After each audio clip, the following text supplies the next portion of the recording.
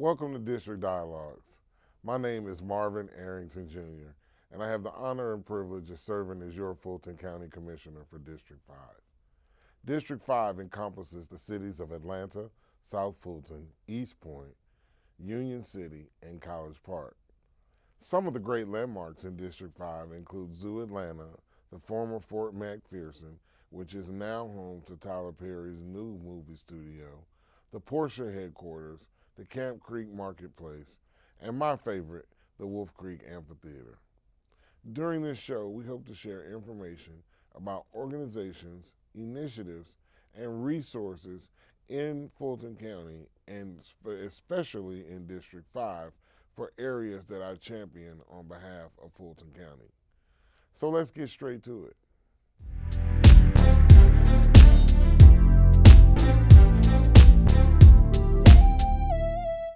I am a proud member of the Justice and Public Safety Committee for the National Association of Counties, also known as NACO.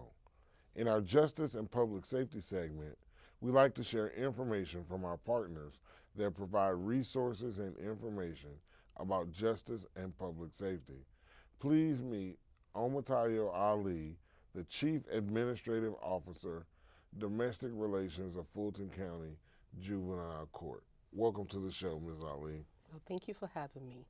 Well, it is certainly a pleasure to have you here. Thank you. If you will, tell us, our audience, what is the mission of the Fulton County Juvenile Court? Well, that's a good question, so thank you. So we have the best opportunity to disrupt this cycle of this dependency that some of our children have on the criminal justice system, and sometimes hopelessness and helplessness. So to that end, our mission in juvenile court is to restore the family. But we just don't do it alone. We engage the community to make sure this is a partnership that's helping us to rebuild our villages. What do? We rehabilitate children so that they can be progressive citizens in our community. Well, I know that is very fulfilling work, but I know it also is not as easy as you just made it sound. No, it's not, but it needs to be done, right? And so we get about that work every day to make sure that we provide that resource to the community. It's not easy, but it needs to be done. And how long have you served in this role? In this particular role, 10 years 10 years. and 7 months. And what do you find to be the most rewarding part of your job? One more child. They have the opportunity to rehabilitate one more child, the opportunity to put families together, the opportunity to make sure that our children are going to school and they become what they are supposed to become, what they have been, what it is that they need to be, not what they are when they're not doing right. Awesome. No one can help everyone, but everybody can help someone. So Absolutely. as long as you're getting one child at a time. Tell us about the demographics, the age group, gender of the people that juvenile court sees. So we can go from 0 to 18 years, depending on what kind of issue we have. We have dependency, we have delinquency, and in terms of demographics, we are very, very majority African American. We're probably about 90 to 95% African American of our children who come to our court. Okay. I don't know what that says. Whether we're committing more crimes, or our youth are committing more crimes, or just the ones getting picked up. But I guess what are some of the programs and services that we have to offer to those children, or that juvenile court offers to those children? Okay, number one, I don't know that we commit more crimes. I think there are so many issues, and we see a manifestation of it in juvenile court. And of course, that's a story for another day. I don't know that we have enough time to talk about that. But when you talk about programs, if you call it a program, we have it in juvenile court because we have realized that we can no longer decry the system. We can no longer talk about what's not working. The question for us is what works when we get the children in juvenile court. Most of our children are disengaged from the academic setting. And so we talked about that for a long time. And you know what we have done, Commissioner? We have a school. And so now we're up to 2 classrooms. And we have teachers that are teaching our children. And in 3 years, we have over 36 kids who have gotten their GED. Just this last 2 months, we have 3 of them registered at Metropolitan State. We're hoping to have an MOU with that particular institution so we can take all our children there with the support of our probation officers, our social workers, and all of that. That is one thing that we know we have to do, because until the children go to school and get a job and get their own skills, we're going to be back here. We have a program on Saturday where children come in and get their tutorials from 12 to 4. We do yoga for children on Saturday. Wow. They call it yoga for mindfulness, and it is working. We play chess on Monday, and I think I want to talk to you more about the chess program. Okay. We have a health center in the court that's funded by AmeriGroup. We thank AmeriGroup for that. We have a dental truck that comes on Tuesday for our children. We thank AmeriGroup for that as well. The school system, we have a lot of supporters in the communities, from CASA to Transit Intervention Program team. Right. And more importantly, the youth parks, they are right next door to the school. If you call it a program, we have a new program now that we call CHAINS, Children in Need of Services, which means you don't even have to be totally engaged with the court for you to get services from us, because we don't want you to have to get to a point where you have a case. We can help the children before they even get to that point. We have mediation, we have accountability courts. I mean, Commissioner, you call it a program, we have it. Awesome. Yeah. Well, I know it's important for our youth to have as many resources at their disposal, so I'm glad to hear that you all have numerous programs to help reach those youth that need it. Yes. How can the community get involved? How can the community help? Oh, okay. Now that's a good question, because all the programs we make sure that we structure our programs around 4 initiatives: education advocacy, behavioral health, mentoring, and job readiness. Please, if you want to volunteer for us, up till this moment, we have logged in about 38,000 hours of volunteers, from citizens panel to Saturday programs. I mean, we have communities coming in to help us. Now, listen to this number. It's 404-613-4799, and ask for Karen Cloud. She is the director of our programs, and she has something that's waiting for you if you want to help us mentor our children to make sure that we have that structure and support for them in the court. That is awesome. I know Karen, she and I actually went to elementary school together. Oh, so okay. I know she's a hard worker, and I'm She sure is. she's doing well over there. She is. So where can our audience find out more information about juvenile court? Is there a website? Oh, there's a website, and that's Juvenile Court. If you just go to online and do the website for Juvenile Court, I try to give the website address, and it's confusing. Just do Juvenile Court. It takes you straight there. It tells you about all our programs. It tells you about all the resources that we have for children. For parents, we'd like for our parents to come in so that we can provide them with training. Grandparents are helping us to raise grandchildren. Grandparents raising grandchildren is a number of them who are filling in the gap on the parents can get back on their feet. Go to our website. It's amazing what you will find on there, and we look forward to engaging with our community. Well, it's such a pleasure to have you on the show, Ms. Ali, and to find out about all the great things that are programs and services and resources that Juvenile Court is offering our youth. Well, thank you so much for having us. We are really, really grateful for this. We'll be right back with our D5 Spotlight. Stay with us.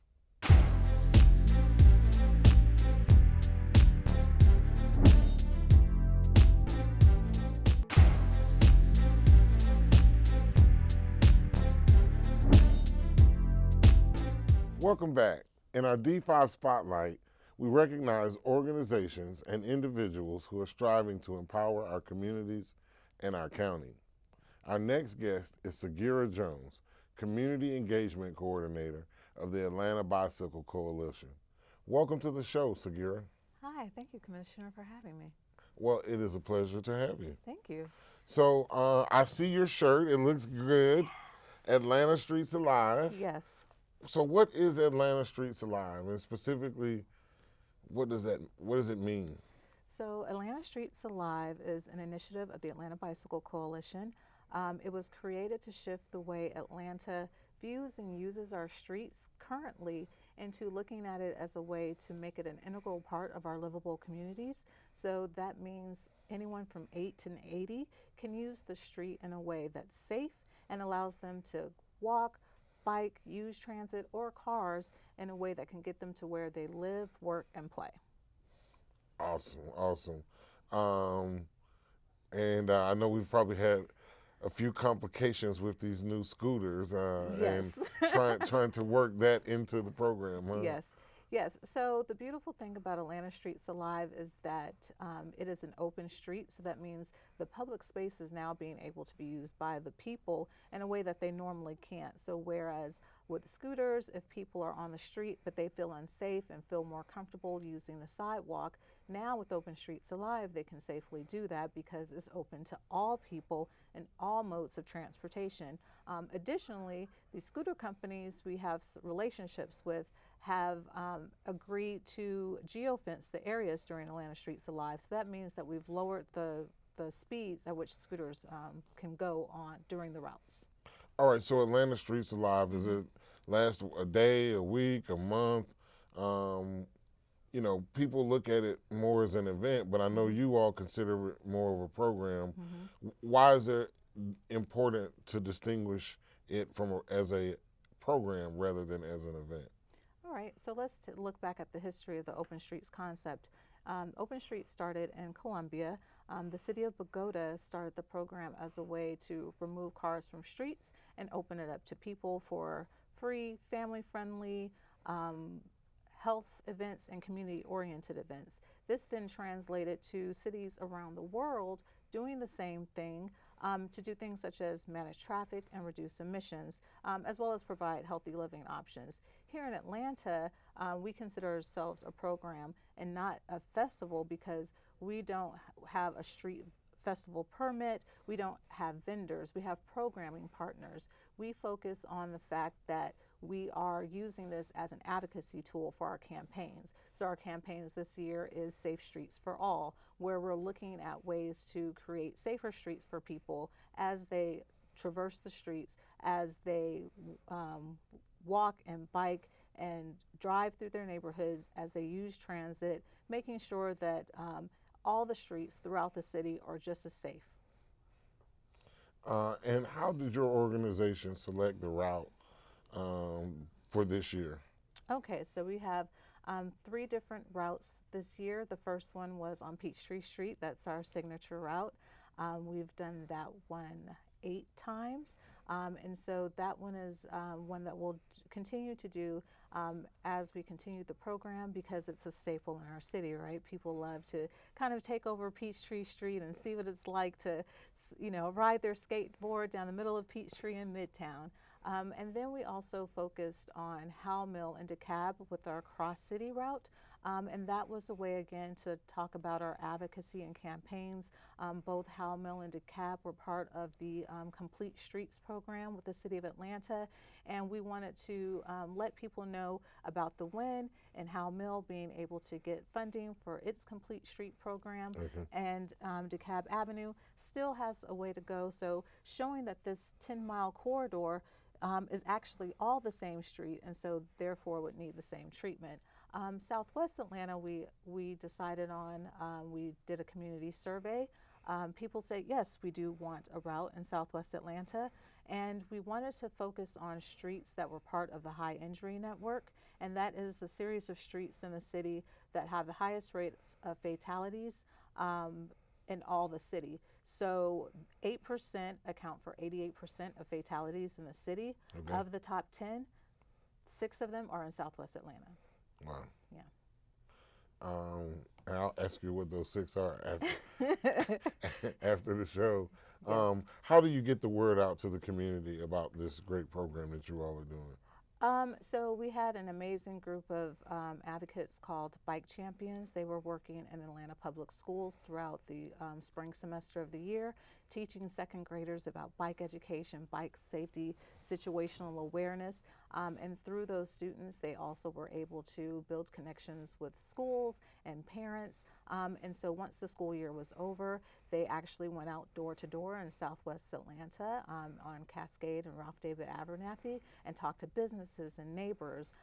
We also had a steering committee of local business owners, community members, and stakeholders that help guide us through our engagement process.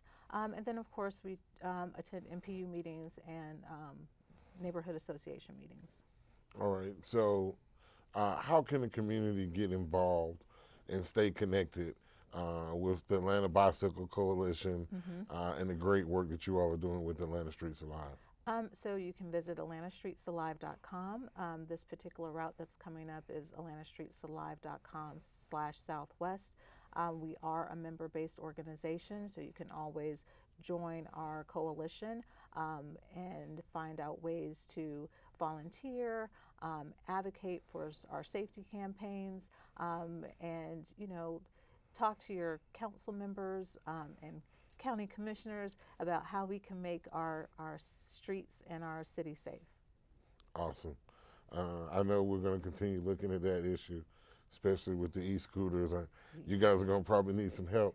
Yes.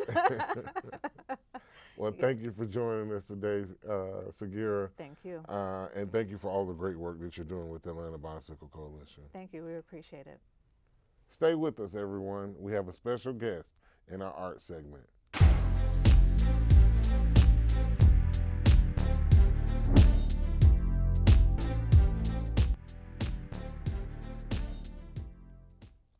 I'm the proud executive sponsor of Arts and Culture in Fulton County. I also serve on the Atlanta-Fulton County Recreation Authority and the Arts Commission for the National Association of Counties, or NACO. In our art segment, we like to highlight arts and culture organizations and programs in Fulton County. Today, please meet C.A., the artist. Welcome to the show, C.A. Thank you. Thank you for having me. So when did your love for art begin? As a teenager, I started to doodle a little bit and started to experiment with my craft. And what is your art most known for, or what type of art are you most known for? Portrait art, landscapes, and those types of things. I do a little bit of all of those things, plus a little bit more. Now, I've seen your work, so you've got sports collections, you've got card collections. Tell us a little bit about those. Well, my sports collections feature the legends in sports. I want to document my art with the legends in sports, and with the cars, I want to leave a imprint of classic and legendary cars with that as well. And what is the purpose behind your entire collection of artwork? To do what I just said, to leave an imprint within my visual art, so it'll transcend time and be here forever, and to tell the story as it does. And so when did you know that you were going to be a professional artist? Your love began as a teenager, but when did you know that this is how you would make your living? Oh, wow. I would say about 10 years ago, I stepped out a little bit and started to do shows and expose some of my work, and it caught steam, and I'm still here. All right. So where can our listening audience find some of your artwork, or where are some of the places that it can be seen around Atlanta? One place you can go to my website is www.cacoleman.com. You can find me on Instagram at C_A_ the artist. And also I have a couple of places around the city where my art is on display. All right. And tell us about a recent piece that you donated in District 5. Oh, wow. I donated a piece to the Andrew and Walter Young YMCA.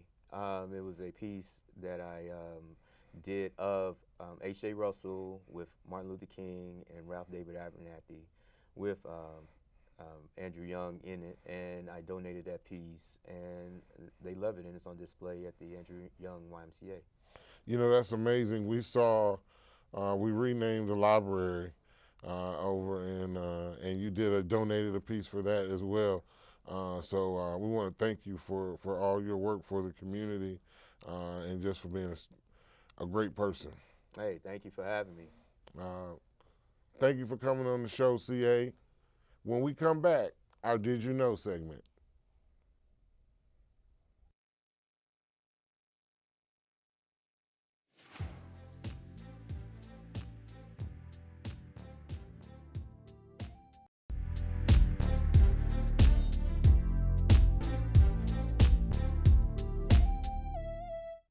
Did you know that with your Fulton County Library card, you can download free electronic resources like Hoopla? Hoopla is a great app that allows you to download music, television shows, movies, books, and so much more. Simply download the Hoopla app to your phone, or you can visit our website at www.afpls.org and download Hoopla today. As we wrap today's show, I'd like to invite you to stay connected with my office. You can reach us by phone, email, website, and through our social media on Facebook, Twitter, and Instagram. Thanks for watching District Dialogues. We'll see you next time.